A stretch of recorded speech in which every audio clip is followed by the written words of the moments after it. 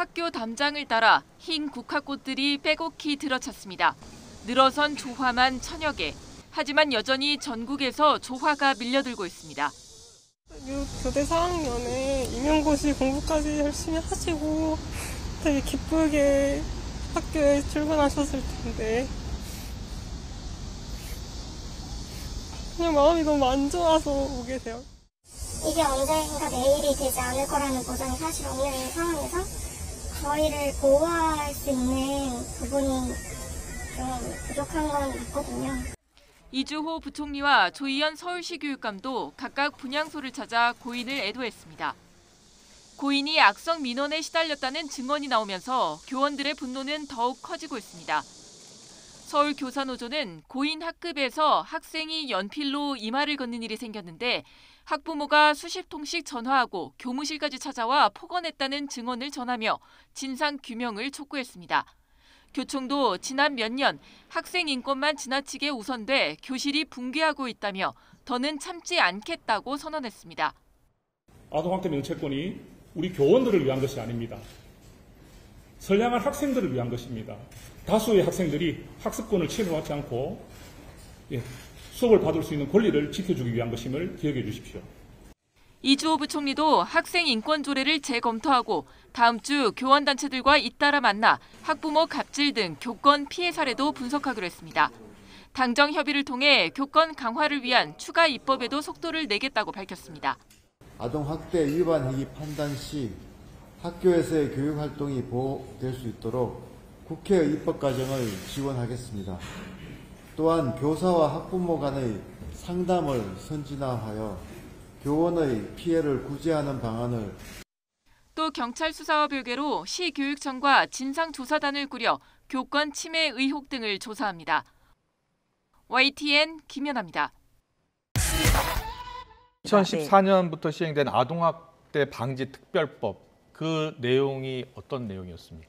사실 법 자체는 큰 문제는 없습니다. 당연히 뭐 아동학대를 하면 안 되고 그렇죠. 뭐 아동학대 신고 의무자들이 아동학대 행위를 하면 가중 처벌하도록 하고 있고 뭐 이런 좋은 내용들이 뭐 담겨져 있는데 네네. 이제 그걸 악용하시는 분들이 문제인 거죠. 어떻게 악용을 합니까? 구체적으로. 예. 그러니까 정서적 아동학대라는 개념이 매우 모호합니다. 네. 그러니까 뭐 학생이 그러니까 아동이 아동의 어떤 정상적인 발달을 해할 수 있거나 뭐 정서를 해할 수 있는 가능성만 있어도 처벌을 하고 있습니다. 네, 그 네. 표현이 너무 모호하다 보니까 각 사안마다 사법부의 판단을 받아야 돼서 결국에는 사건화가 될 수밖에 없는 것이죠.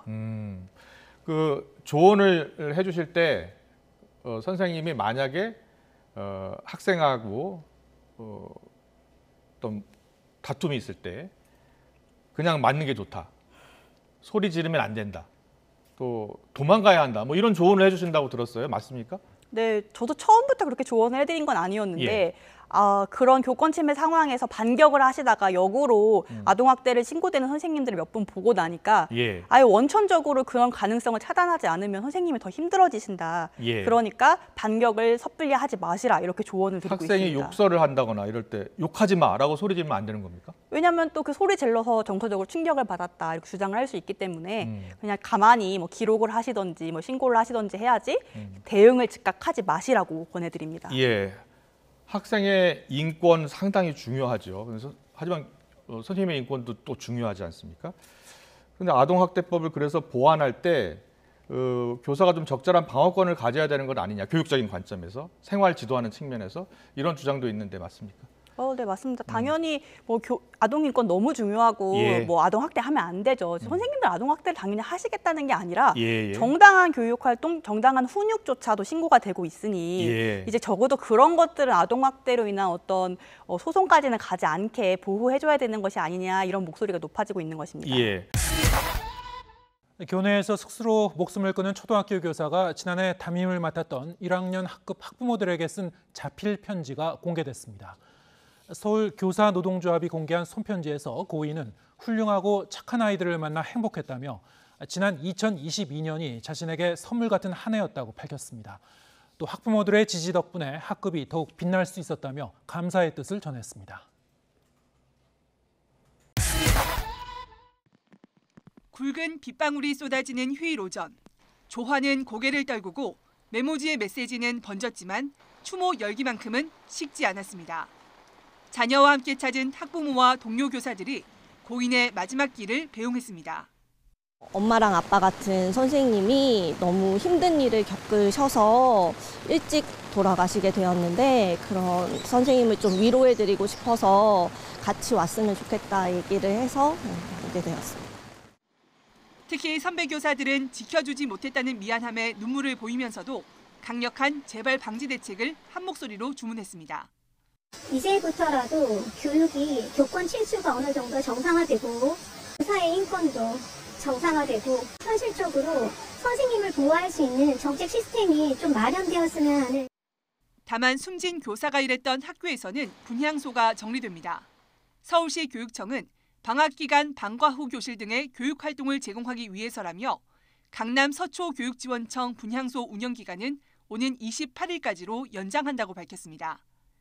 교사의 사망을 둘러싼 진상규명 작업도 본격적으로 시작됩니다.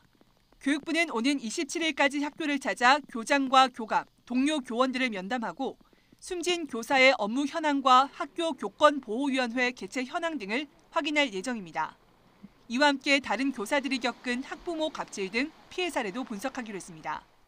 인터넷 등에는 원격 수업에 참여할 수 있도록 자녀에게 모닝콜을 해달라고 했다가 거부당하자 민원을 제기하거나 교사에게 직접 과일을 깎아달라고 요구하고 각종 폭언, 폭행을 하는 등 교권 침해 사례 증언이 잇따르고 있습니다.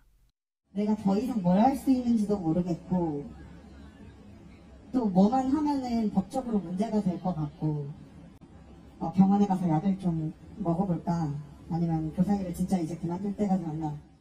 교사들의 누적된 분노가 한꺼번에 표출되는 가운데 당국이 교육 현장을 정상화할 방안 마련에 서둘러야 한다는 목소리가 커지고 있습니다. YTN 신윤정입니다. 네, 경기교사노조는 지난 21일부터 인터넷에 공개 게시판을 만들었습니다. 교사들이 직접 경험한 학부모 갑질 사례를 제보받기 위해서인데요. 지난 21일 오전부터 오늘 오전까지 1,200여 명이 참여했고 올라온 게시글만 1,650여 건이 넘습니다. 제보 내용에는 교사와 면담하던 학부모가 책상을 내리치면서 고성을 지르거나 당신을 교사를 못하게 만들겠다. 나는 학부모 운영위원이라 무기가 많다라며 협박하는 경우도 있었습니다.